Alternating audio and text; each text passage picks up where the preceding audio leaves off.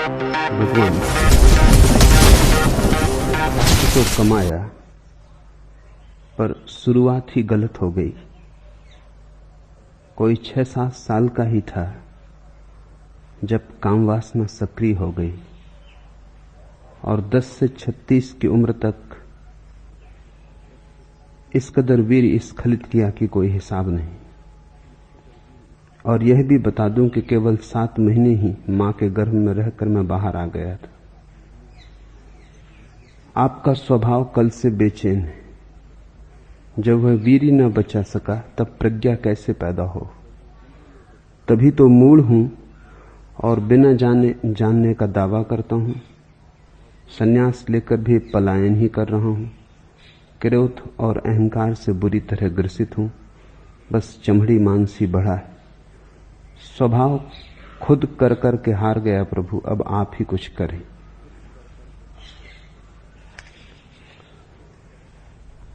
पहली बात, जो बीता सो बीता, जो हुआ उसे न तो अनहुआ किया जा सकता है, न करने की चेष्टा में व्यर्थ समय गंवाने की कोई जरूरत है। अतीत के लिए रो मत, भविष्य के लिए प्रार्थना करो। अतीत के लिए पछताओ मत, क्योंकि उस पछतावे में भी गंवाया गया समय फिर लौट कर नहीं आएगा। उतना समय तो गया, कुछ किया नहीं जा सकता। जो गया गया। अब पछताओ मत, क्योंकि पछतावे में गया समय भी व्यर्थ जाएगा। व्यर्थ के कामों में समय जाता है, फिर व्यर्थ के कामों में पछतावे में समय जाता है। मूल तो गया गया, अब तुम व्यर्थ ब्याज भी कमा रहे हो। तो पहली तो बात ख्याल रखो, अतीत के लिए पछतावा ना समझिए। अतीत का अर्थ ही यह है कि जो अब हमारे हाथ के बाहर हुआ, तीर छूट चुका, अब उसे वापस तुम तर्कस में न लौटा सकोगे। लेकिन चिंता का कोई कारण नहीं। ये चिंता भी उसी मन का जाल है जिसने अतीत को गंवाया। अब वही मन चिंतातुर होकर वर्तमान को गंवाएगा। तब किसी दिन भविष्य में जब भविष्य वर्तमान बनेगा, तुम पछतावे के लिए पछताओगे। ऐसा चक्र है, दुष्ट चक्र, जिसमें आदमी फंसता चला जाता है। बहुत ठीक से सभी के समझ लेने की बात है, किसी एक के नहीं, क्योंकि प्रश्न होंगे अलग अलग। लेकिन इस संबंध में सभी का प्रश्न एक है। अतीत के लिए सभी पछताते हैं। कोई काम वासना में गंवाया है इसलिए पछताता है, किसी ने क्रोध में गंवाया है इसलिए पछताता है, किसी ने लोभ में गंवाया है इसलिए पछताता है। अतीत के लिए सभी पछताते हैं, और इससे बड़ी कोई मूढ़ता नहीं है। कुछ किया ही नहीं जा सकता। जब कुछ किया ही नहीं जा सकता, छोड़ो बात। कल नहीं जाग पाए सोए, फिक्र छोड़ो। अब तो बीते कल में जाग ना सकोगे। आज जागो, आज ही प्रारंभ है। देर कितनी ही हो गई हो, इतनी देर कभी नहीं हो जाती कि जीवन रूपांतरित ना हो जाए। अगर इतनी समझ भी शेष है कि अतीत मैंने व्यर्थ गंवाया, तो काफी समझ शेष है। एक किरण भी शेष है तो सूरज को खोजा जा सकता है। एक बीज भी शेष है तो पूरा उपवन निर्मित किया जा सकता है। और इतना कोई कभी नहीं गंवाता कि सभी कुछ गंवा दे। गंवा ही नहीं सकता, क्योंकि संपदा हमारा अंतर स्वभाव है। हम कितना ही गंवाएं, गंवाने से हम मुश्किलें खड़ी कर देते हैं स्वयं तक आने में, लेकिन स्वयं नष्ट नहीं हो जाता। समय हम कितना ही व्यर्थ करें, इससे स्वयं व्यर्थ नहीं हो जाता। तुम आज भी लौट सकते हो, तुम आज भी अंतर यात्रा पर आ सकते हो। थोड़ी अड़चन होगी। कल जो मैंने कहा वो तुम्हें निराश करने को नहीं कहा है, वो तुम्हें सजग होने को कहा है। यही मनुष्य का उलझाव है। जो सुलझाव के लिए कहा जाता है उससे भी उलझाव खड़ा हो जाता है। कल जो मैंने कहा वो तुम्हें उदास होने को नहीं कहा है, इसलिए नहीं कहा कि तुम अतीत के लिए पछताओ, इसलिए कहा है कि ऐसी भी देर बहुत हो गई, पर अब और देर मत करो, जब जागे तभी सुबह। यदि बचपन ब्रह्मचर्य में बीता होता तो अंतर यात्रा सुगम होती, रास्ते पर कंकड़ पत्थर न होते, फूल बिछे होते। रास्ता अभी भी है, फूल नहीं, थोड़ा कंटकाकीर्ण होगा, थोड़े कंकड़ पत्थर होंगे, ऊबड़ खाबड़ होगा, बस इतना ही फर्क पड़ रहा है। जहां सुगमता से यात्रा हो सकती थी वहां थोड़ी दुर्गम होगी, जहां क्षण में पहुंचा जा सकता था वहां थोड़ा ज्यादा समय लगेगा, थोड़ा तप होगा, थोड़ी कठिनाई होगी, हाँपोगे थोड़े, पसीना बहेगा थोड़ा, बहुत नीचे उतर गए, चढ़ना होगा। ब्रह्मचर्य होता उतरे ही ना होते, चोटी पर ही होते। चलना समतल भूमि में होता, खाई खड्ड में उतर गए, चढ़ना होगा, बस इतनी ही बात है। पछताओ मत, इतनी ही शक्ति को तपश्चर्या में लगाओ, चढ़ने में लगाओ, और चढ़ने को दुख और उदासी से मत करो। सौभाग्य समझो कि अभी भी जाग गए, बहुत हैं जो अभी भी नहीं जागे। तुम छोटे ही गड्ढे में उतर के जाग गए, बहुत हैं जो गहरी खाइयों में उतर गए हैं और उतरे ही चले जाते हैं। सदा जीवन का विधायक रूप देखो ताकि तुम उदास ना हो जाओ, क्योंकि जो उदास है उसके पैरों में पत्थर बन जाते, क्योंकि जो निराश है वो थक के बैठ जाता है। और मैं कई लोगों को जानता हूं जो मंजिल के सामने ही थक के बैठ गए। उठ जाएं तो मंजिल सामने, अक्सर ऐसा होता है। लंबी यात्रा तो लोग पार कर लेते हैं, फिर जब मंजिल करीब आ जाती तब थक के बैठ जाते, 2 कदम चलना मुश्किल हो जाता है। लंबी यात्रा तो आसाम में कर लेते हैं पूरी, जब मंजिल सामने आती है तब अपनी थकान का अनुभव होता है, बैठ जाते हैं, कहते हैं अब तो पास है, अब तो पहुंच जाएंगे। बैठ के सो भी सकते हो, और मंजिल कुछ ऐसी है, गत्यात्मक है। तुम बैठ जाओगे, मंजिल बैठी ना रहेगी, मंजिल भाग रही। जब आंख खोलोगे शायद पाओ कि मंजिल अब सामने नहीं, किसी क्षण में थी, किसी भाव दशा में सामने थी, किसी दूसरी भाव दशा में सामने ना होगी। मंजिल कोई स्थिर चीज नहीं है, कोई वस्तु नहीं है, भावोन्मेष है। तो किसी प्रेम के क्षण में, प्रार्थना के क्षण में पास होती, जब प्रेम खो जाता है प्रार्थना खो जाती, दूर हो जाती।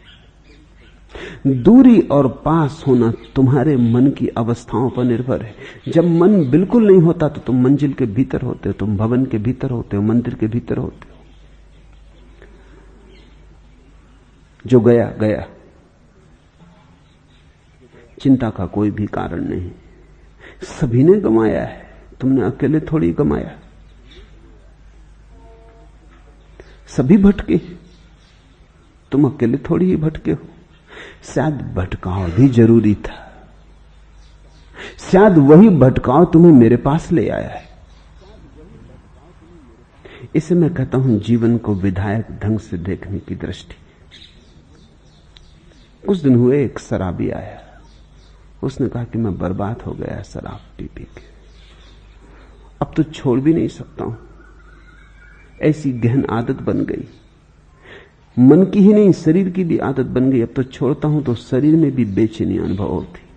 अब तो मेरे चिकित्सक भी कहते हैं कि छोड़ना आसान ना होगा, शरीर की जरूरत हो गई। मैंने तो जीवन यूं ही गंवाया। वो रोने लगा, उसने सिर पीट लिया। मैंने कहा इसे भी थोड़ा गौर से देख, बहुत हैं जो शराबी नहीं है और मेरे पास नहीं आए, शायद तेरी शराब ही तुझे मेरे पास ले आई। शराब को भी धन्यवाद दे। जीवन को शुभ की दिशा से देख।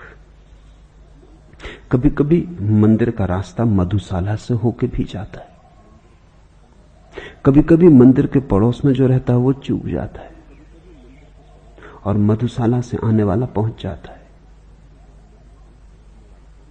उठने के लिए गिरना जैसे जरूरी है, पाने के लिए खोना जरूरी है, नहीं तो पाने का पता ही नहीं चलता। इसलिए तो हम बचपन को खोते। अब दोबारा जब हम बचपन को पाएंगे, होश पूर्वक खोजेंगे, निर्मित करेंगे, तब हम समझेंगे उस सौभाग्य को। सभी बच्चे रहे, लेकिन किसने जाना उस सौभाग्य को, यूं ही गंवा दिया। और जीसस कहते हैं जो बच्चों की भांति होंगे वो मेरे प्रभु के राज्य के अधिकारी। और हम सभी बच्चे थे, और जब हम बच्चे थे तब हमें कुछ भी पता न चला कि हम प्रभु के राज्य के अधिकारी, राज्य के भीतर थे। पता कैसे चलता? मछली को पता चलता है सरोवर का जब मछुआ उसे जाल में खींच के रेत पे पटक लेता है, तब तड़फड़ाती है, तब रोती चिल्लाती है, तब वो कहती हाय, ये जाना ही ना अब तक कि मैं सरोवर में थी। सरोवर को जानना हो तो रेत पर तड़फना जरूरी है। ऐसा जीवन का गणित है। तो घबराओ मत, जो हुआ हुआ। तड़फ लिए रेत पर काफी। इतना जीवन भी अगर शेष है कि तड़फन अनुभव होती है तो सरोवर दूर नहीं, कहीं पास ही। रेत से सरोवर कितने दूर हो सकता है? रेत जल के पास ही पास है, जल के किनारे पर ही रेत है। अगर तड़फ रहे हो, तड़फन को छलांग बनाओ, उछलो। कई बार तो ऐसा होता है कि आकस्मिक रूप से उछलती मछली रेत में पानी में वापस पहुंच जाती है। रास्ता भी पता नहीं होता कहां जाए। तड़फ इतनी होती है कि आंखें अंधी हो जाती। भक्तों से पूछो, वो कहते हैं जो तड़फा उसने पाया, जो रोया उसे मिला। दिल भर के रो लो, आंसू धो देंगे। जीवन को लेकिन विधायक ढंग से देखो।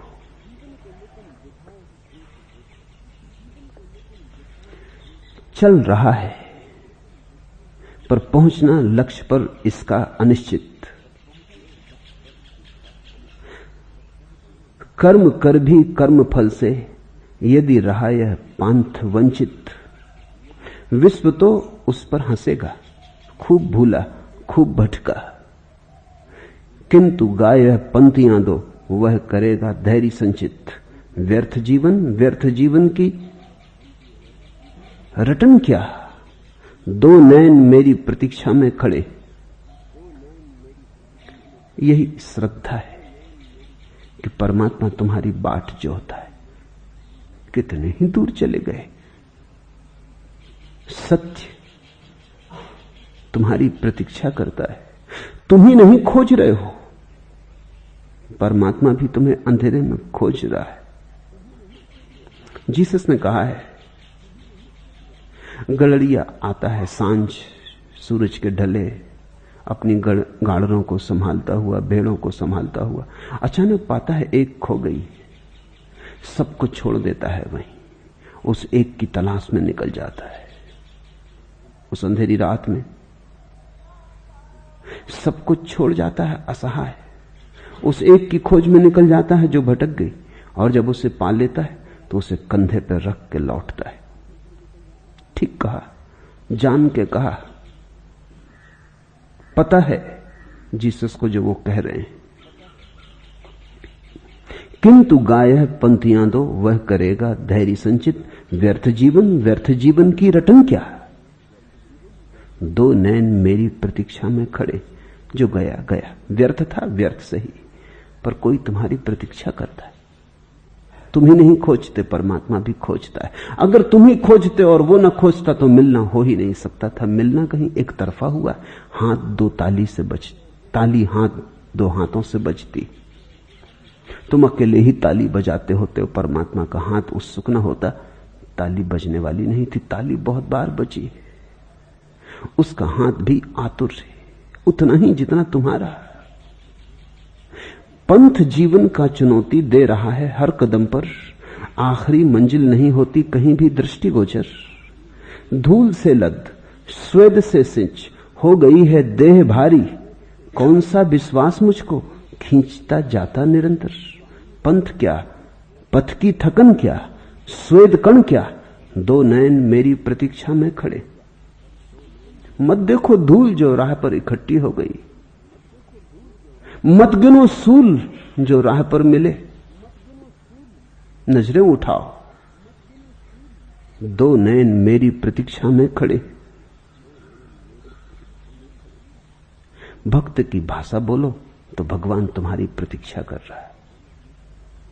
ज्ञानी की भाषा बोलो, सत्य आतुर है अनावृत होने को। जैसे दुल्हन आतुर है, आए दुल्हा उठाए घूंघट।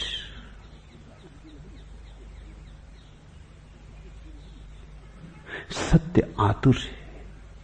घबराओ मत, भूलों चूकों का हिसाब मत रखो। परमात्मा कृपण नहीं, कंजूस नहीं। पंडितों ने पुरोहितों ने तुमसे कितना ही कहा हो कि वो तुम्हारे पापों का हिसाब रखेगा, मैं तुमसे कहता हूं वो पापों का हिसाब रख ही नहीं सकता। परमात्मा और पापों का हिसाब रखे, ये बात ही कुछ बड़ी दुकानदारी की हो जाती।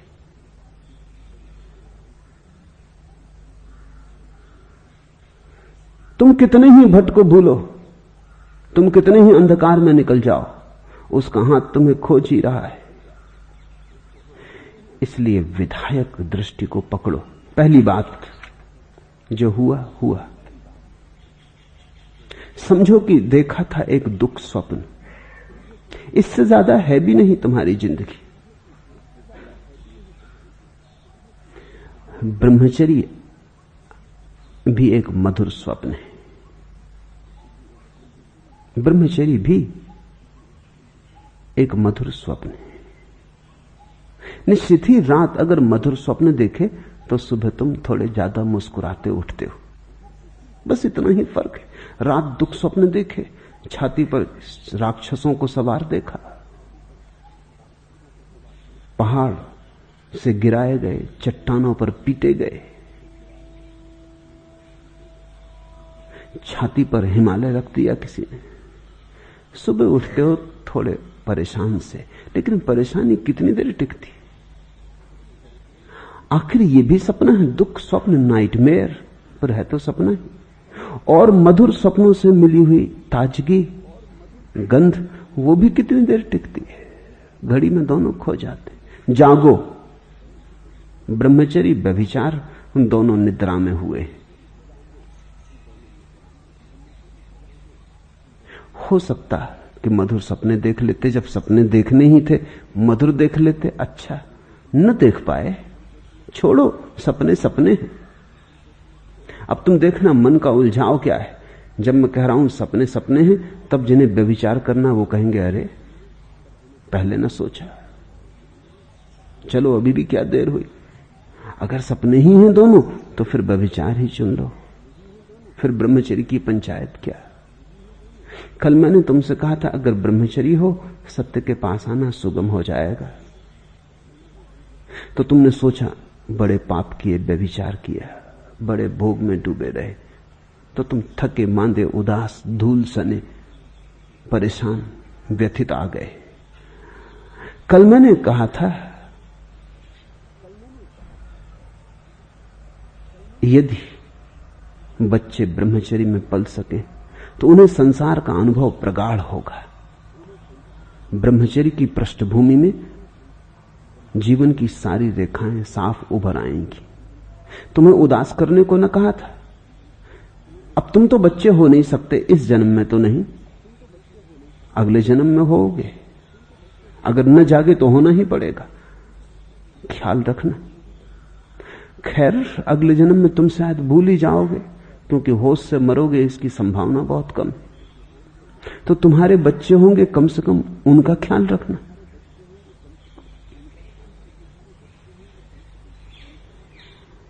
लेकिन वो तो तुमने न सोचा, तुम ये समझ के आ गए कि अब तो बात खत्म हो गई, अब तो प्रज्ञा का जन्म कैसे होगा। ये मैंने नहीं कहा था कि प्रज्ञा का जन्म हो ही नहीं सकता, सुगम होता है, अब थोड़ा दुर्गम होगा, पर अंततः फर्क तो दुख स्वप्न और मधुर स्वप्न का है। रात सुख में बीत जाए तो सुबह तुम जरा और ढंग से उठते हो, एक प्रसाद होता है उठने में, ताजे होते हो, स्वस्थ मन होते हो, स्वच्छ गात होते हो, स्नान किए किए ताजे ताजे नहाए नहाए होते हो।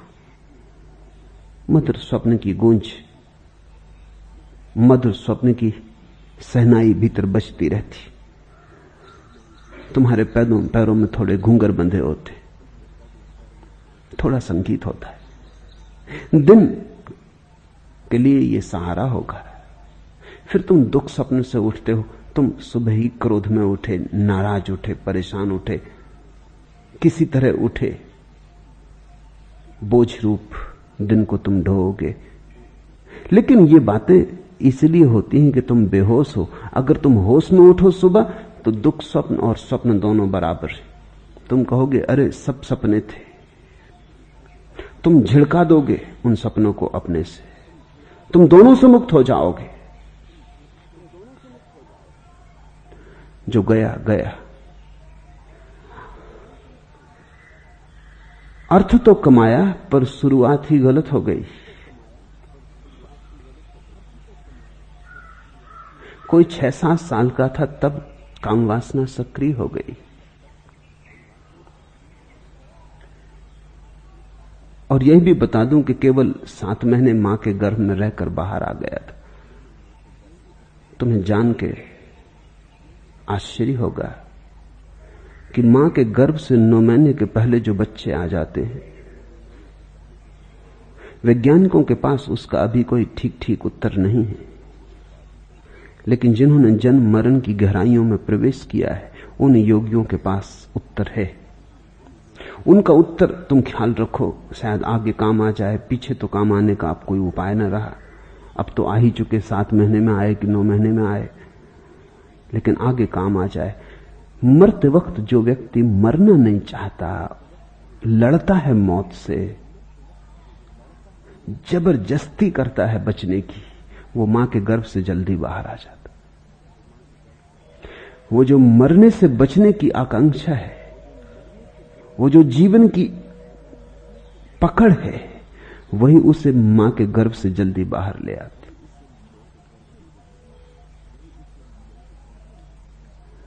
अगर मरते वक्त कोई शांत मन, स्वीकार भाव से मरे, मौत को अंगीकार करके मरे, अगर खूब अंगीकार करके मरे, तो वो ठीक समय पर पैदा होता है। कोई जल्दबाजी नहीं। उसकी मृत्यु भी शांत समय पर होती, उसका जन्म भी शांत और समय पर होता है।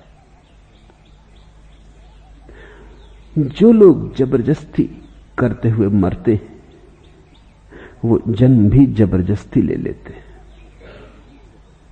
और इसलिए दूसरी घटना भी घटी होगी। 6-7 साल की उम्र में काम वासना से भर जाने का अर्थ इतना ही है कि पिछले जन्म में मरते समय तक काम वासना ने पीछा किया होगा। बहुत बूढ़े हैं जो मरते समय भी, मरने की आखिरी घड़ी में भी काम वासना से ही आतुर रहते। उस समय भी उनको काम ही घेरे रहता है। राम नाम सत्य, ये तो दूसरे कहते हैं जब वो मर जाते, वे खुद नहीं कह पाते। उनके लिए तो काम नाम सत्य है, वही भीतर धुन गूंजती रहती। तो चाहते हैं कि 2 दिन और मिल जाते जीने के तो और भोग लेते, थोड़े पाप और कर लेते। एक आदमी मर रहा था, धर्मगुरु को बुला गया। धर्मगुरु ने कहा अब तो पछता लो, अब तो ये आखिरी सांस का वक्त आ गया। उसने कहा पछता ही रहा हूं और क्या कर रहा हूं। धर्मगुरु ने कहा पछता रहे हो तुम और पछता रहे हो, क्योंकि वो जाहिर आदमी था, कभी मंदिर न गया, कभी शास्त्र न छुआ, कभी सत्संग में बैठा नहीं, पछता रहा है, मरते दम तक भोग में ही लिप्त था। उसने कहा तुम और पछता रहा हो। उसने कहा हाँ पछता रहा हूं, लेकिन तुम गलत मत समझना, मैं उन पापों के लिए पछता रहा हूं जो कर न पाया, कर ही लेता। अब पछता रहा हूं, आखिरी घड़ी आ गई, समय ना बचा। और तुम जैसे मूढ़ों की बातों में पड़ के मैं कई पाप न कर पाया, सोच सोच कर रह गया, करूं न करूं। अब ये मौत आ गई, अब कौन उत्तर देगा।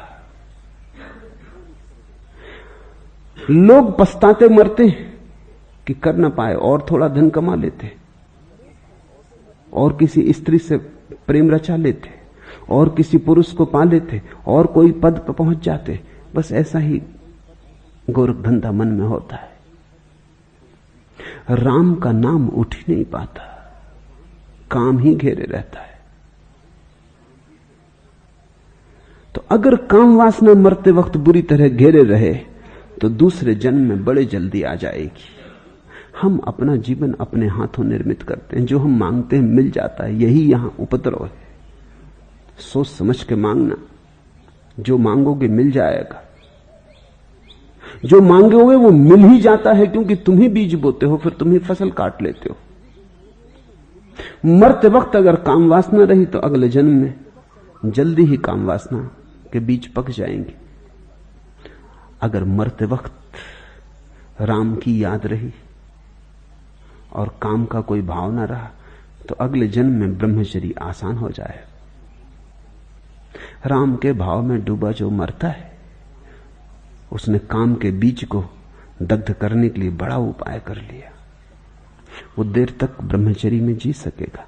इसी आधार पर तो हम जब कोई मर जाता है तो उसकी अर्थी के आसपास राम नाम सत्य कहते हैं। इसी आधार पर तो गंगा जल उसके मुंह में डालते हैं। वो खुद तो न कर पाए, वो तो शराब में रहे, गंगा जल जचा नहीं। वो खुद तो नाम न ले पाए, मरते आदमी के कान में हम गायत्री पढ़ते हैं, मंत्र जाप करते हैं, नमोकार का उच्चार करते हैं, मरते आदमी के। ये जो जीवन में उन्हें करना था ये दूसरे कर रहे हैं, ये औपचारिक हो गया। लेकिन कभी ऐसा था कि ये औपचारिक नहीं भी था, और किन्हीं के जीवन में अभी भी नहीं। तब इसमें एक संगति है। एक आदमी जो खुद अपने जीवन में मंत्रोच्चारों में डूबा रहा, जिसने मंत्रों का संगीत अनुभव किया, अब मर रहा है।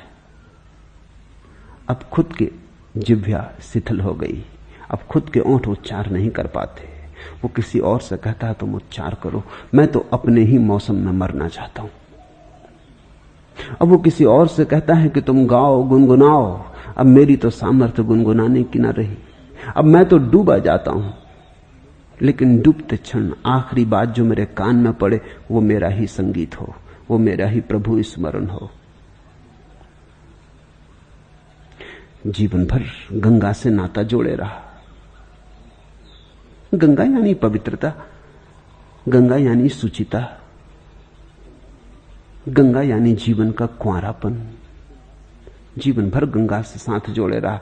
मरते वक्त कहता अब मैं तो जाता हूं, अब मेरे हाथ तो शिथिल हुए जाते, लेकिन जाते जाते आखिरी स्वाद मेरे मुंह में, मेरे ओंठों पर गंगा का हो, क्योंकि जो आखिरी स्वाद है वही पहला स्वाद बन जाएगा।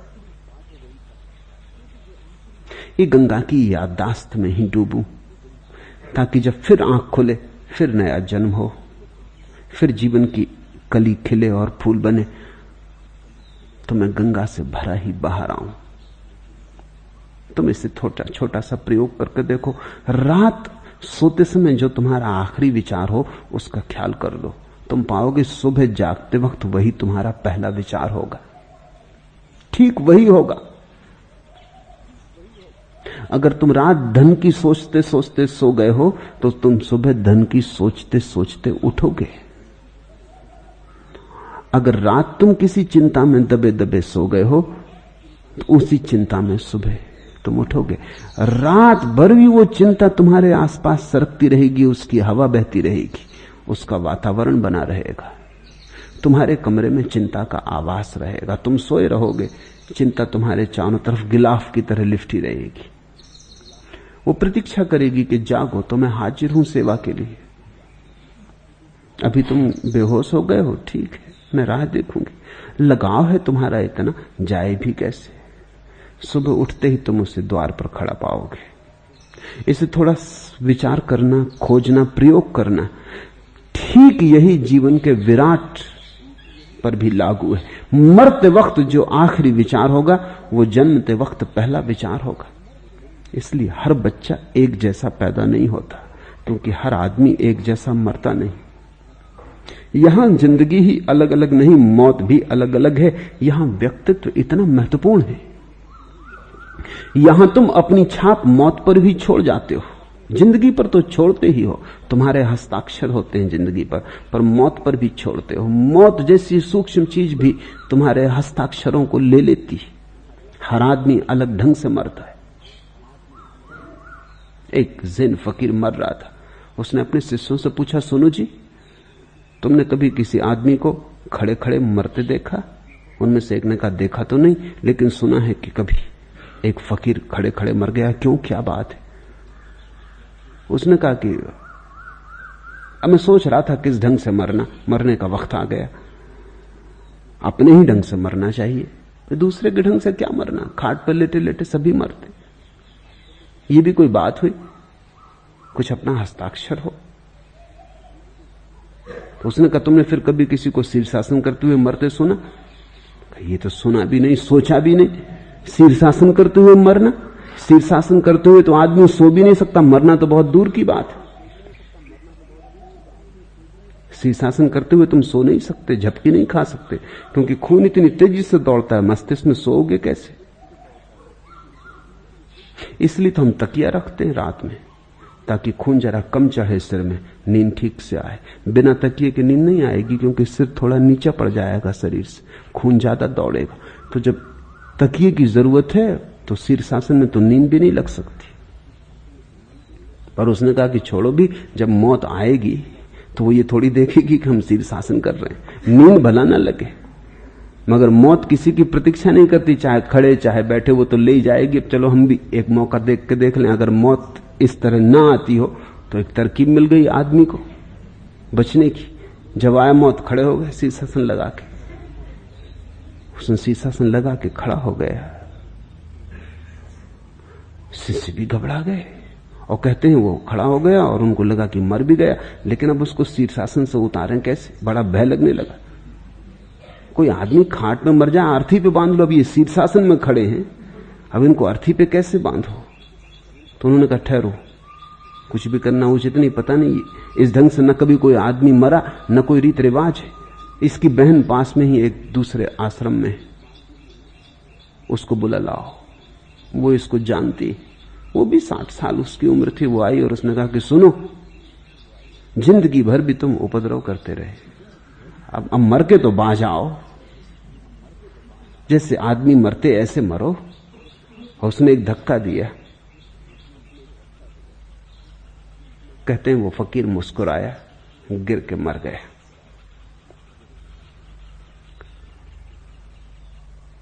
हर आदमी की मौत भी अगर तुम बहुत गौर से देखो तो उसमें तुम विशिष्टता पाओगे।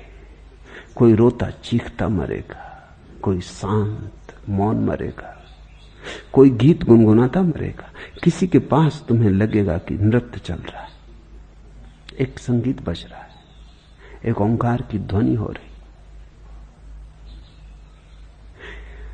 किसी का चेहरा तुम पाओगे मर के कुरूप हो गया, और किसी का चेहरा तुम पाओगे ऐसा सुंदर कभी भी न था।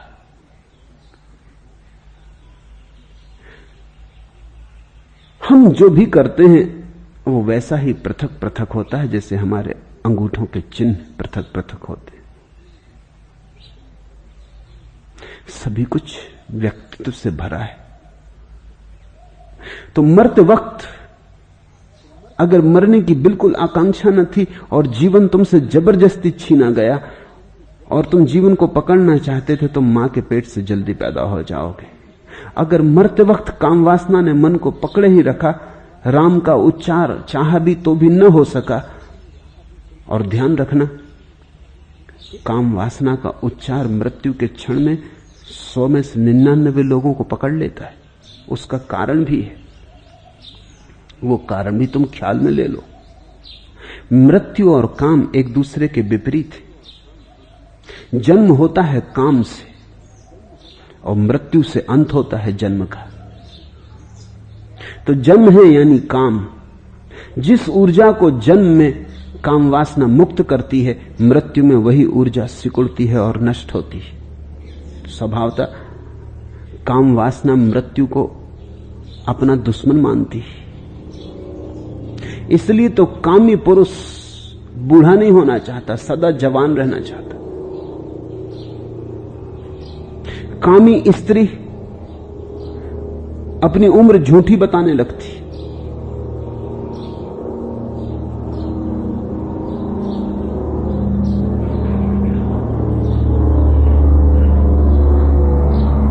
कल ही मैं एक छोटी सी कहानी पढ़ रहा था। एक युवती अपनी मां से बोली, मां का जन्मदिन था, क्योंकि वो देख रही कि मां की उम्र बढ़ती तो नहीं, उल्टी घटती जाती। पिछले साल अगर 35वां जन्मदिन मनाया था, तो इस बार वो 34वां जन्मदिन मना रही। तो उसने कहा कि मां, और सब तो ठीक है, मुझ में और तुम में कम से कम 9 महीने का फर्क रखना, तो बड़ी झंझट होगी, लोग क्या कहेंगे।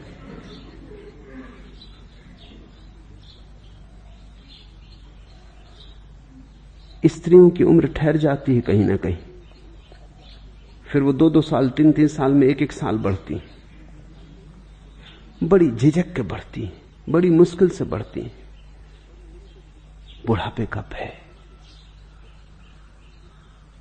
पश्चिम में स्त्रियां बच्चों को दूध नहीं पिला रही, क्योंकि दूध पिलाने से स्तन बूढ़े हो जाते।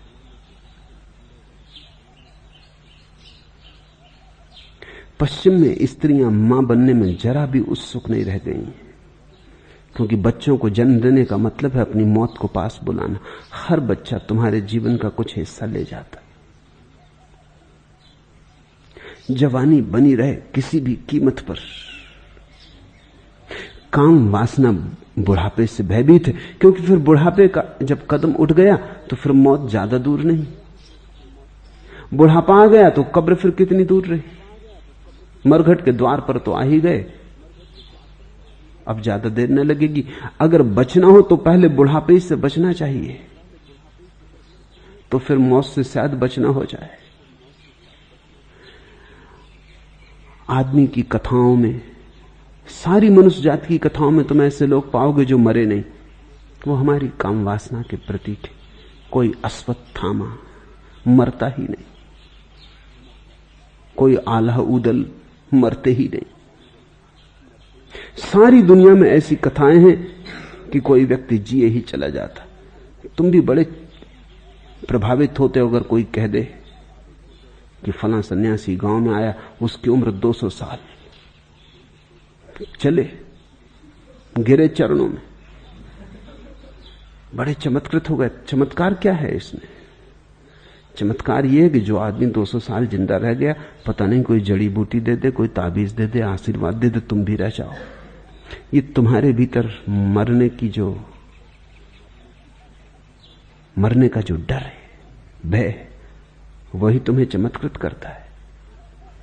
उसी को चमत्कृत करने के लिए साधु अपनी उम्र बड़ी करके बताते हैं। तुम थोड़ा सोचो, स्त्रियां उम्र छोटी करके बताती हैं, साधु बड़ी करके बताते हैं, मगर मतलब दोनों का एक ही। प्रयोजन एक ही है।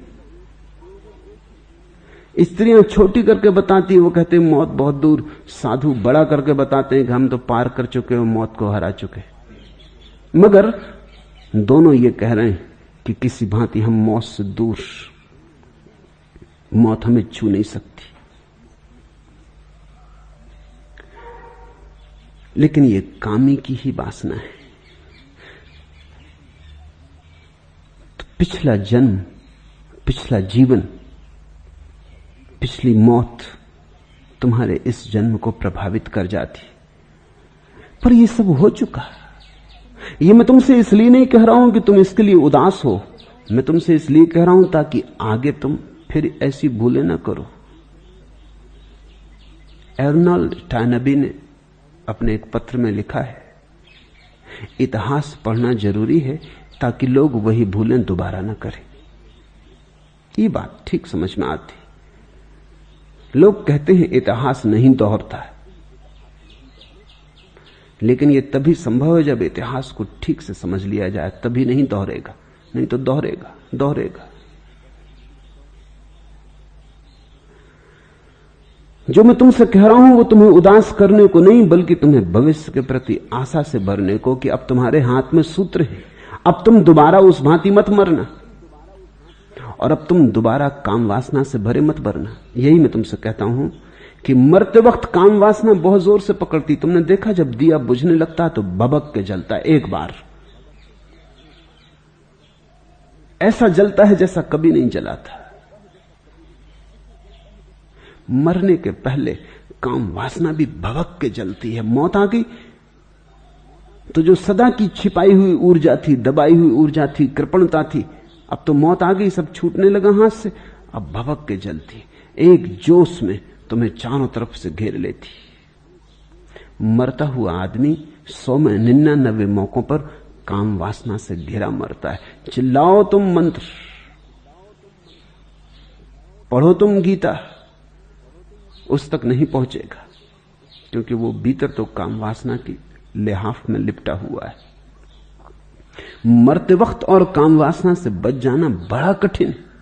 ये तभी संभव है जब जीवन भर तुमने काम वासना के प्रति सजगता साधी हो और तुम्हारी काम वासना से इतनी पहचान हो गई हो कि जब वो आखिरी भवक के जले तब तुम हंस के कहो कि अच्छा तो अब दिया बुझा, और तुम साक्षी रह सको, तुम कहीं तादात्म्य ना कर लो।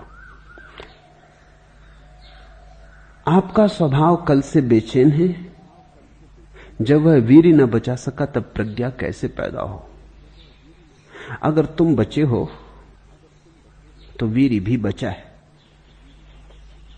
वीर के संबंध में कुछ बात समझ लेनी जरूरी है। पहली बात कि वीर कुछ ऐसी बात नहीं है कि कोई निश्चित संपदा है, रोज पैदा हो रहा है। ये बड़ी भ्रांति है तुम्हें कि वीर कोई निश्चित संपदा है। ये कोई फिक्स्ड बैंक अकाउंट नहीं कि 100 रुपए जमा, 1 रुपया खर्च हो गया 99 बचे, एक और खर्च हो गया 98 बचे। वीर सृजनात्मक है, ये रोज पैदा हो रहा है, तुम्हारे भोजन से, श्वास से, श्रम से, विश्राम से, रोज पैदा हो रहा है। इसलिए इससे घबराने की कोई जरूरत नहीं है। ब्रह्मचर्य को तुम कृपणता मत समझ लेना, जो कि अक्सर हुआ है। कंजूस आदमी ब्रह्मचारी हो जाते, वो भी एक तरह का की कंजूसी है। न धन खर्च कर सकते, न वीर खर्च कर सकते। मैं तुम्हें कंजूस बनने को नहीं कह रहा हूं,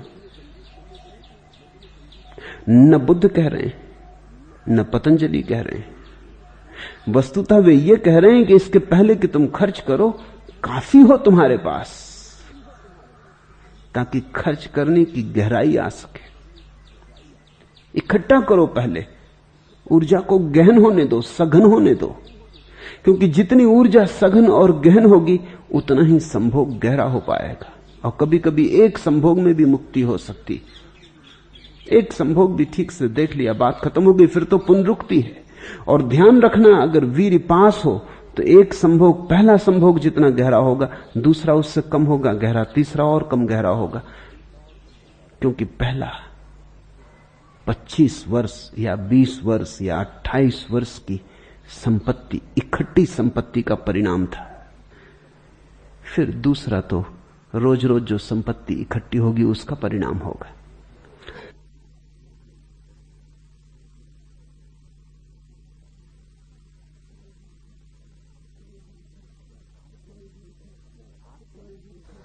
आज तुमने वीर खर्च किया, फिर 24 घंटे बर्बाद पैदा हो जाएगा।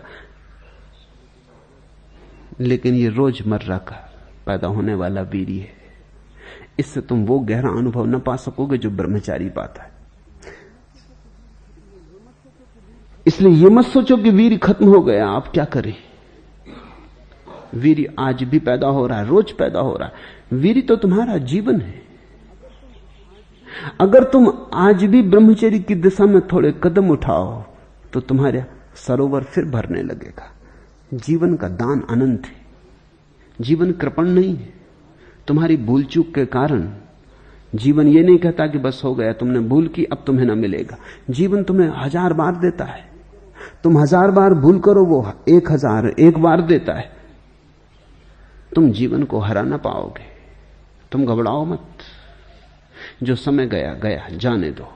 फिर आज तुम्हारे जीवन में ब्रह्मचर्य का भाव जगे। कहते हो 30-35 साल गुजर गए, गुजर जाने दो, तुम फिर से बच्चे हो जाओ। नहीं समझ थी तब करते भी क्या तुम?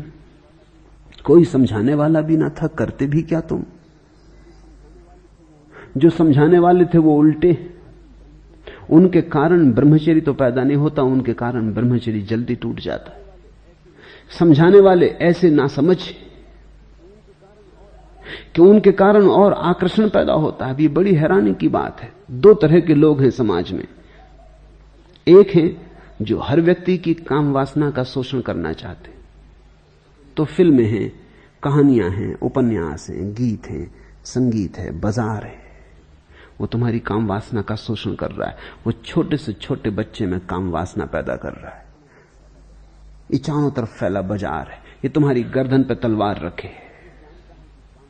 ये जानता है कि काम वासना बड़ी गहरी है, इसलिए हर चीज को काम वासना से बेचो। कार बेचनी है, कार अकेली नहीं बिकती, नग्न स्त्री उस पर उसके साथ होनी चाहिए खड़ी।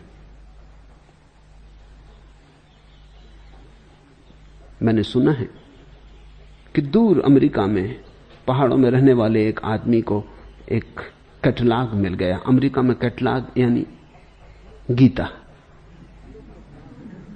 लोग कैटलॉग ही पढ़ते, वही खास अध्ययन का विषय। कौन कौन सी चीजें बाजार में बिक रही हैं, विज्ञापन, इस सब का।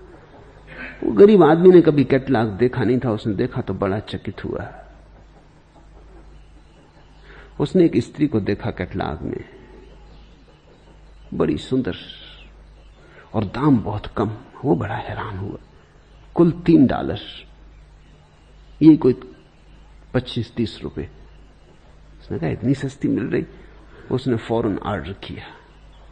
फिर उसने बड़ी प्रतीक्षा की, क्योंकि लिखा था कि 3 सप्ताह के भीतर पोस्ट ऑफिस में पूछ लेना। वो फिर पोस्ट ऑफिस गया, दूर था गांव से, पास के नगर में था। वहां गया, उसकी पार्सल मौजूद थी। वो पार्सल देख कर और चौंका। पार्सल बड़ी छोटी थी। इतनी बड़ी औरत इतनी सी पार्सल में समा गई। चमत्कार पे चमत्कार हो रहा है। एक तो 25 रुपए में। उसने पूछा पोस्ट मास्टर को कि मुझे शक है, जो चीज मैंने बुलाई है नहीं इसमें, ये धोखाधड़ी, मेरे 25 रुपए मुफ्त जाएंगे, मैं जान लेना चाहता हूं। उसने कहा तूने बुलाया क्या? तो वो जरा शर्माया। अब उसने कहा अब आपसे क्या छिपाना। नहीं, एक स्त्री बुलाई। स्त्री? कहां तुमने पढ़ा कि 25 रुपए में स्त्री मिलती? और अभी तक तो इंतजाम नहीं हुआ वीपीपी से भेजने का।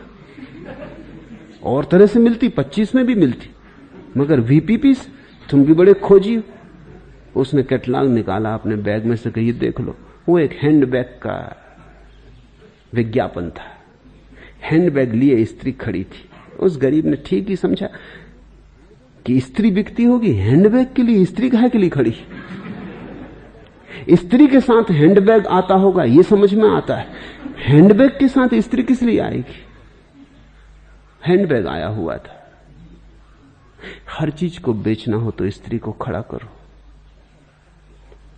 ऐसा लगता है कि और सब चीजें बहाने, बिकती स्त्री है, बिकता काम है। तो एक तो चारों तरफ बाजार है, वो खींच रहा है तुम्हें कि तुम्हारी काम वासना जगे, जितने जल्दी जग जाए उतना अच्छा, क्योंकि उतनी चीजें बिक सके। दूसरी तरफ मंदिर, मस्जिद, चर्च के पुजारी वो खिलाफ है, वो इतने ज्यादा खिलाफ हैं कि उनकी खिलाफत आकर्षण पैदा कर रही है।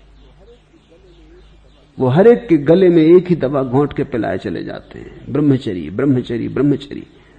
उन बच्चों से ब्रह्मचर्य की बात करते हैं जिनको अभी काम वासना का भी पता नहीं। अभी रुको। और इन दोनों के बीच में प्राण घुटे जा रहे हैं। तो मैं जानता हूं तुम्हारा कुछ कसूर नहीं, कोई अपराध नहीं, कोई पाप नहीं। इधर बाजार है, उधर पुरोहित है, और दोनों की साठगांठ मालूम होती है। दोनों एक ही तरफ धकेल रहे हैं। सुख की गर्दन काट रही है दुनिया की तलवार तो देख। जिस तलवार को चूम रहा है उस तलवार की धार तो देख। जान यहां हर चीज की कीमत, यान यहां हर चीज का मोल, आन यहां हर चीज का मोल। सौदा करने वाले गाफिल, पहले ये बाजार तो देख। पर बच्चों को कहो भी क्या, उनका कसूर भी क्या। बच्चे तो ना समझ, भोले भाले, उनकी स्लेट तो कोरी है, जो तुम लिख देते हो लिख जाता है। जब लुट जाते हैं तब पता चलता है कि जिस तलवार को चूमा उसने काटा। जब लुट जाते हैं तब पता चलता है कि यह बाजार तो लुटेरों का है, दुकानदारों का नहीं। लेकिन तब ऐसा लगता है देर हो गई। मैं तुमसे कहता हूं देर नहीं हुई, जब जागे तब सुबह। छोड़ो चिंता, बेचैन मत हो। वीर्य कोई ऐसी बात नहीं है कि बंधी हुई है, रोज पैदा होती, फिर संग्रहित कर सकते हो। अच्छा होता कि पहले न गंवाया होता, पर अभी भी कुछ बिगड़ नहीं गया है। घबराओ मत। अगर इतना बोध तुम्हारे भीतर है कि अब प्रज्ञा कैसे पैदा हो, तो प्रज्ञा पैदा होनी शुरू हो गई। यही तो प्रज्ञा का पहला कदम है। क्या है पहला कदम? कहा है तभी तो मूढ़ हूं और बिना जाने जानने का दावा करता हूं। अगर ये समझ में आ गया तो प्रज्ञा ने पहला कदम लिया। सन्यास लेकर भी पलायन ही कर रहा हूं। अगर समझ में आ गया तो पैर कब तक भगाए रखेंगे? क्रोध और अहंकार से बुरी तरह ग्रसित हूं। अगर ये दिखने लगा तो बीमारियों से फासला होने लगा। बस चमड़ी मानसी बढ़ाए, जिसे ये समझ में आ गया उसकी प्रज्ञा के बढ़ने का क्षण आ गया।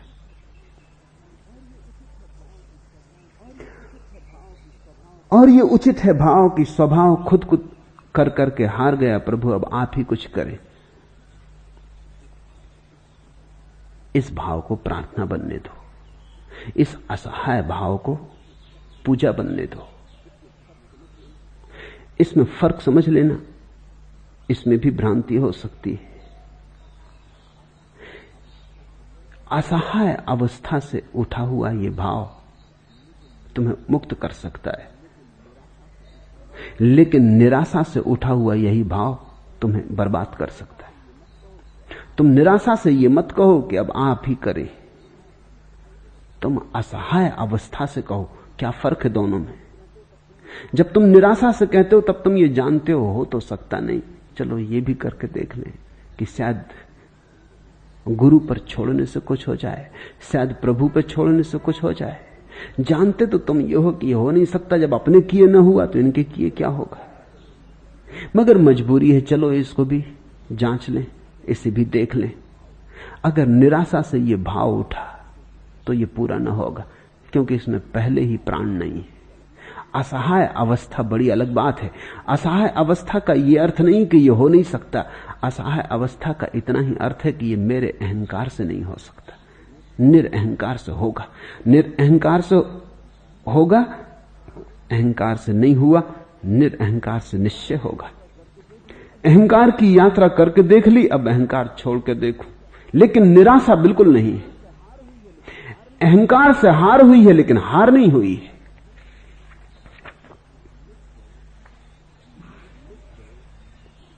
लुट गए तन के रतन सब, लुट गए मन के सपन सब, तुम मिलो तो जिंदगी फिर आंख में काजल लगाए।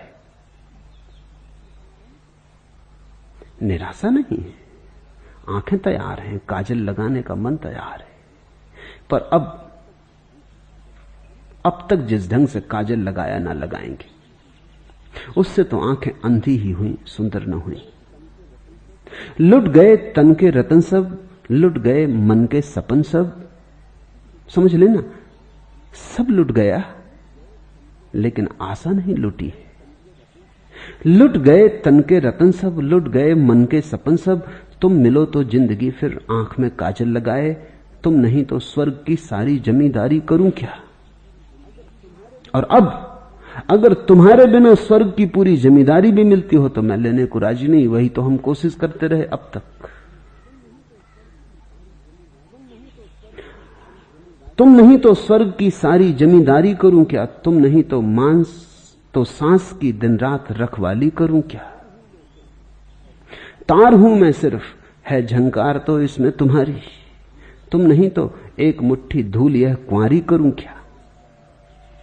अब न दरवाजा लगाओ, खोल सांकल पास आओ, यह न इस जन्म भी डोली अकेली लौट जाए।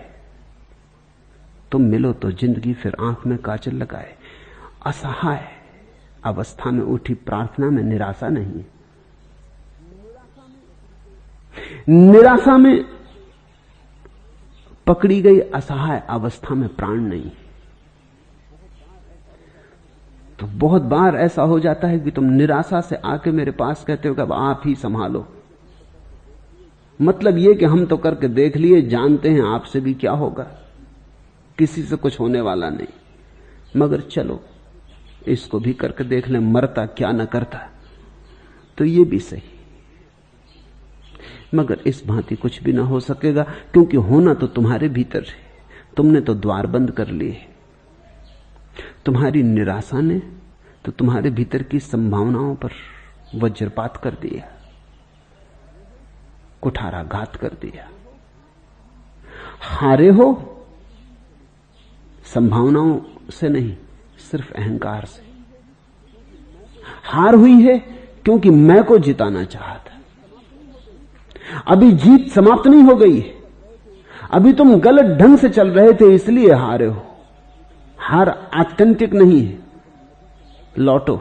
अभी तुम नदी से लड़ रहे थे इसलिए थक गए हो, अब नदी के साथ बहो। थकान जो नदी के साथ बहता उसने जानी नहीं, थकान उसने पहचानी नहीं, थकान का उसे परिचय नहीं। जो नदी के साथ बहता है वो ताजा होता है, नदी अपनी ऊर्जा भी उसे देती, वो नदी का माध्यम बन जाता है। अगर सच में तुम हार गए हो, अहंकार सब तरह से पराजित हो गया है, तो मैं तैयार हूं।